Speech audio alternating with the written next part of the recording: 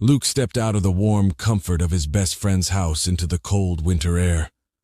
The sun was quickly slipping beneath the horizon, and the trees of the forest cast long, twisted shadows across the yard.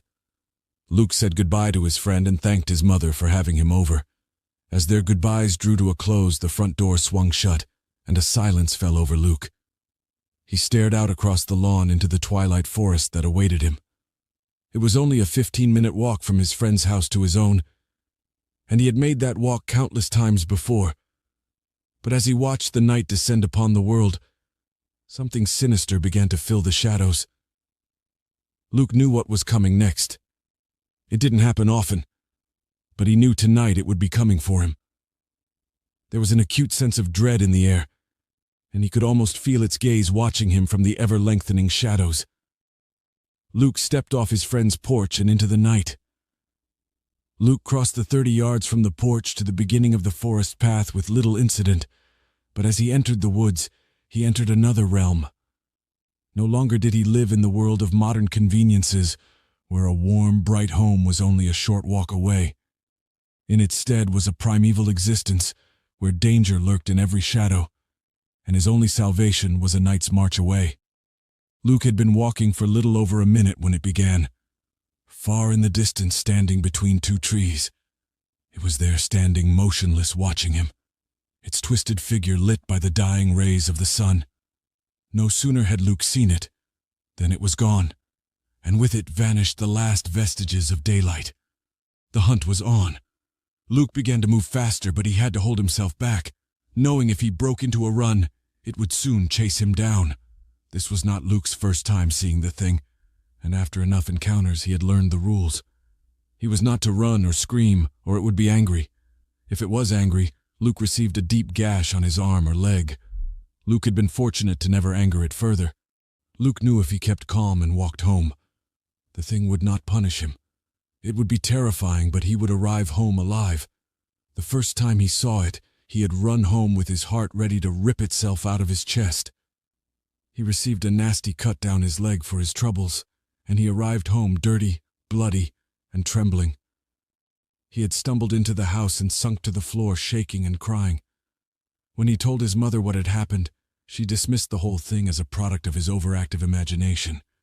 She promised to get rid of the thorn bush that had scratched him, and told him to calm down. Since then, he had stopped telling his mom when he saw it, and when the thing cut him, he hid it from her. Not only did his mother blame his imagination, but so did everyone else he tried to tell. His father, his brother, even his best friend blamed his overactive imagination.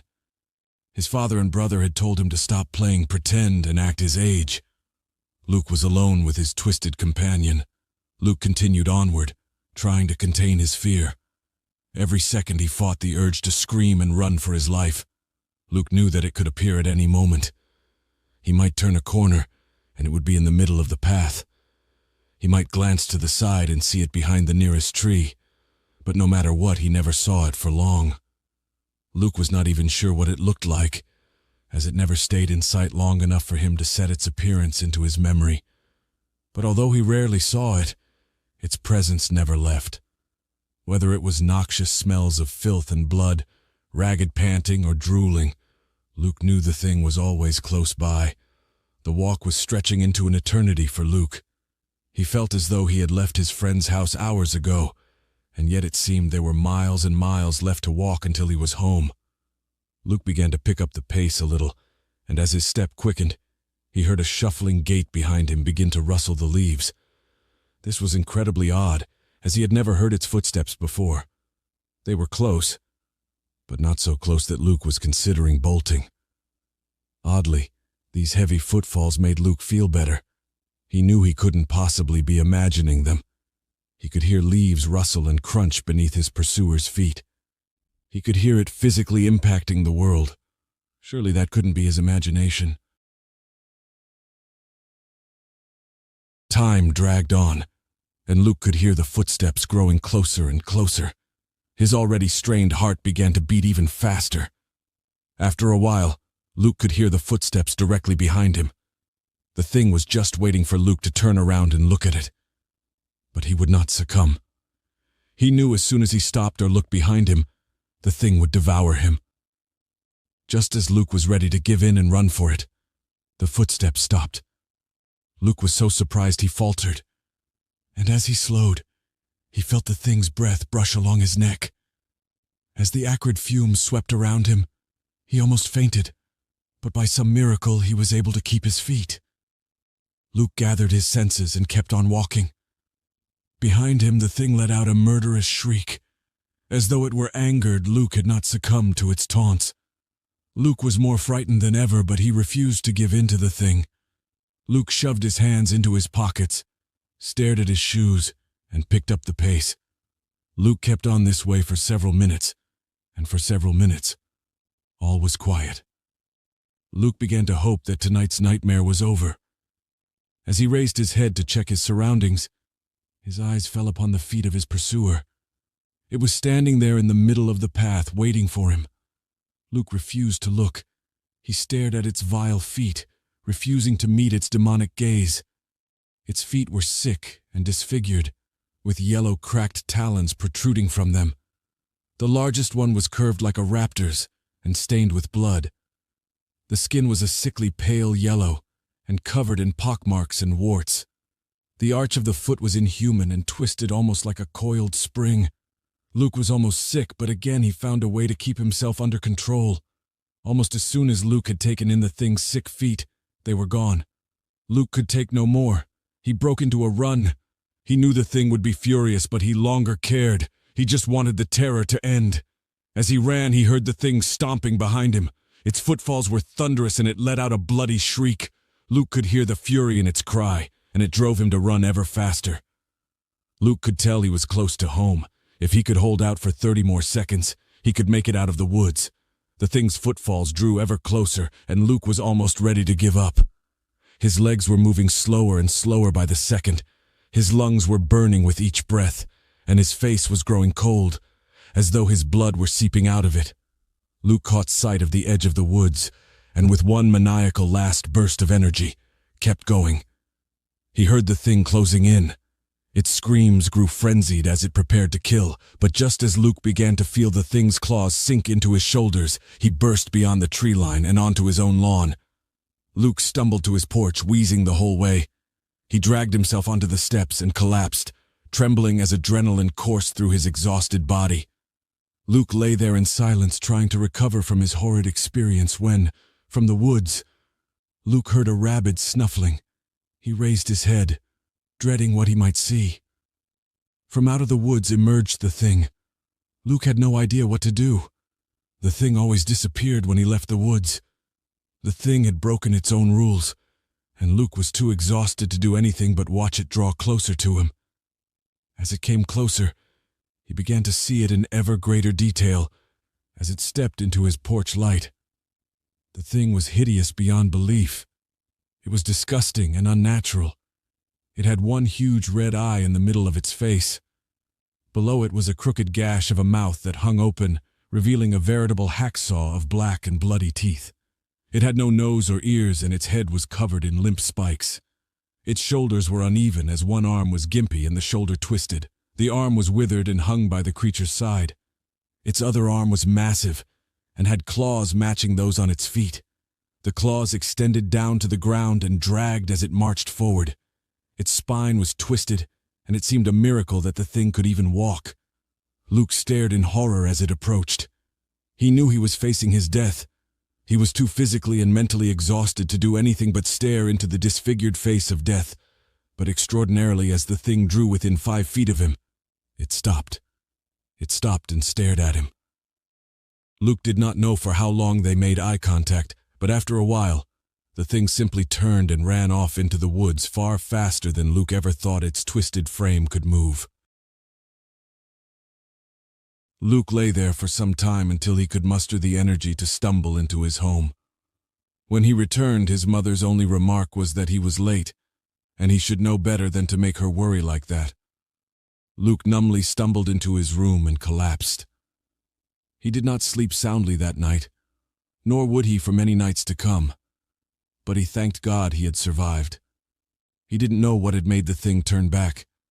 Maybe it had some sort of twisted sense of honor that stopped it from killing a defenseless boy. Or maybe it just wanted to preserve him for another night of sport. Luke didn't know, and Luke didn't care. He was just thankful to be alive. That same night, another young boy returned home late. He scrabbled through the dirt with his cracked and yellowed claws into the entrance of his home. As he lumbered into the dank cavern that was his home, the boy's mother demanded to know where he had been. The boy was out of breath and sweating from his earlier exertions. He could barely get out a response to his mother. He told her that he had seen the thing again. His mother told him to stop playing pretend and go to bed. He protested that he had gotten close to it this time, looked at it, and even touched it. He told her how hideous it was with its smooth pink skin and its squashed face with its two beady eyes, but it didn't seem dangerous. He didn't know why it always ignored him when he tried to be friendly. And tonight, it had run away again. He felt bad because it often cut itself on all the thorns along the path when it ran. His mother told him to shut down his overactive imagination and stop telling her such ridiculous stories. He grumbled as he shuffled into his room and lay down in his bed of worms to go to sleep. He would get the thing to talk to him one day. He just had to keep on trying. The thing often walked through his yard at night. He would just say hi to it again in a week.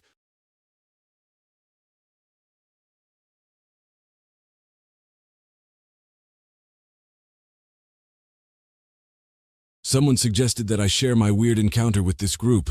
I know fiction is allowed, but I assure you that my encounter is not that. I kind of wish it was just so it would be easier to accept, but that isn't the case. My encounter happened in February of 2007. I used to work third shift at a paper stock factory warehouse. The main day shift supervisor was on vacation, so our boss on night shift decided she wanted to leave early. So she let us sneak off about 2 hours earlier than our normal shift end time. So this would have been between 4:30 to 5 a.m. I was following a coworker down this county road, as the warehouse was on the outskirts of my small rural town. I noticed he hit his brakes and proceeded to swerve off the road. I'm probably 1,000 behind him, and I'm thinking to myself, what the heck is this dude doing? And that's when I saw it. There was a tall, dark shape strolling down the middle of the road in a hunched over and swaying side-to-side sort of manner. I have likened it to how one of those tall windblower figures you see swaying at a car dealership or something like that moved. Very unnatural movements. I can't do it justice by describing it, as it would only really make sense if someone saw it themselves, I feel like. It looked like a tall person wrapped in a large dark blanket or cloak. I had to hit the brakes and swerve too, but I came to a full stop. Whatever it was, I couldn't make out any features or characteristics. I saw a large torso with 2 legs. The upper half was hunched forward as if it was leaning like an older person would with a walker. Now at that time I was driving a 1998 Ford Explorer, and I've looked up the height of the vehicle and it lists it as around 67. But whatever walked past my driver's window was a good foot or more higher than that, leaning forward. So I believe whatever was walking was over 7 tall minimum. Again, I could not see a head, any arms, just a figure with legs walking. My taillights illuminated it as I started to drive past it. I couldn't make out any definite details for the body. I didn't see fur, skin, or anything like clothing. It was solid, not like a translucent type of thing. It was just large, thick and black, or at the very least dark gray in color. My coworker had pulled over into a parking lot a little ways down the road, and I followed him in, and you could tell he was scared. He was saying something along the lines of, "What was that?" It didn't have a head, among a lot of other things most panicked people say. We decided to drive back down and try to see if it's still there, and what it actually is. I drove in front and he was following behind. We come up to the general area and I noticed there's a large black animal laying in the middle of the road. It appeared to be a big black dog. Part of me knew this wasn't large enough to be what was walking in the road, but we had to stop because it was directly in the middle of the roadway. I decided to get out and walk up to it. All the while my coworker is yelling at me to get back in my vehicle. As I approach whatever is laying in the road, it brings its head up and looks back at me. Its eyes are glowing yellow, which I write off as eye shine from the headlights, but it growls at me. So I stop dead in my tracks and just watch. This thing stands up on its back legs like a person, but falls back down. It sits back up and hobbles off to the side of the road like a wounded animal that wasn't able to use its front legs. It looked like your typical German Shepherd hat wolf-type face, but its fur was puffy like a chow dog's. It was a lot bigger than most dogs, but still nowhere as tall as whatever was walking down the road. I didn't see any blood or wounds, so I can't say if it was actually hurt or not. My co-worker got out of the car by this point after it had disappeared into the wood line. We discussed what the heck just happened, but while we were talking, I noticed next to our feet was a mouse. It was just standing there with us, but it was cleaning itself. I nudged it with my shoe and it just kept cleaning its face, as if it wasn't afraid of us. The mouse was sitting in the upright position as in it was on its hind legs and using its front paws to wipe itself. I never really considered it until recently that all three of these bizarre happenings was all on two legs. We got back in vehicles and drove off, and then the next time at work, I had mentioned what happened and our coworkers laughed at us. So the other guy who saw it told me if I don't stop talking about it, he's just going to deny it, and I best just forget about it. So for essentially 15 years, I never told anyone up until recently. I have tried to rationalize it into something that makes sense, but even then it doesn't completely add up. I have tried to explain it away as it was just a large dog that must have gotten hit by another vehicle before my coworker and I got there. Maybe it was messing around with the mouse, and it got hit which broke its front legs, so that's why it was trying to use its back legs. The mouse was traumatized from the dog trying to mess with it, so it was just standing there cleaning the dog slobber off itself. That sounds at least plausible until the original thing we saw walking without a head. The dog was nowhere as tall as that thing was, so even with the dog standing upright, it was close to 6 foot roughly. But whatever was walking had to have been over 7 foot tall, as it was so much taller than my Explorer, even with it hunched forward. I can explain away the dog and mouse, but I can't just explain what that was. So I'm back at square one trying to understand what it could have possibly be. As someone who's always been very skeptical, it becomes very hard to accept the unacceptable. I have always been interested in weird creatures and such, but I never truly believed they existed. I still struggle to believe that all these crazy stories could be true, and yet who am I to say they aren't, especially with the weird crap that my former coworker and I went through that night. All I know is what I saw, but whatever I saw is something I don't know and probably never will. It sounds crazy, and I personally would be hesitant to believe it if someone else told me this happened to them, but that's what happened.